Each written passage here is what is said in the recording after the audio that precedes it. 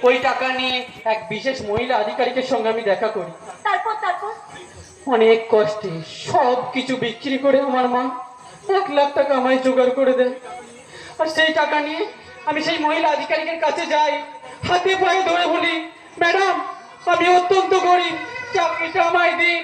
এছাড়া আমার কাছে 100টা টাকাও যে নেই ম্যাডাম, 100টা টাকাও যে নেই। কিন্তু চাকরি দেওয়া তো দূরের কথা, উনি আমার সেই 1,00,000 টাকা ফেরত দিতেই অস্বীকার করলেন। আর আমি তার তীব্র প্রতিবাদ করেছিলাম বলে তিনি আমাকে সরকারি সম্পত্তি ভাঙচুর আর শ্লীলতাহানির দায়ে পুলিশ ডেকে ধরিয়ে দেন। মিথ্যে অপরাধে আমার 7 বছরের সাজা হয়ে যায়। আর তোমার মা?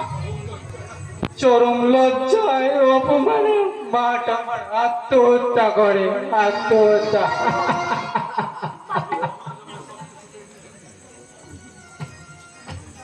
যে সমাজ আমার সবকিছু কেড়ে নিয়েছে, সেই সমাজকে তিল তিল করে ধ্বংস করে দেওয়ার প্রতিজ্ঞা নিয়ে আমি জেল থেকে বেরিয়ে এলাম।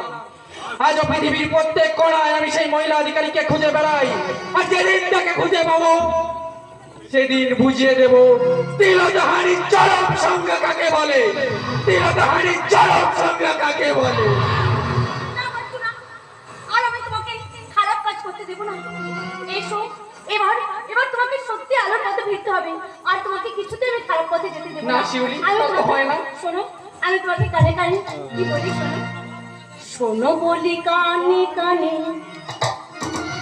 কিছু কথা গানে গানে, তুমি যে আমার কামনা, কত জীবন মরণ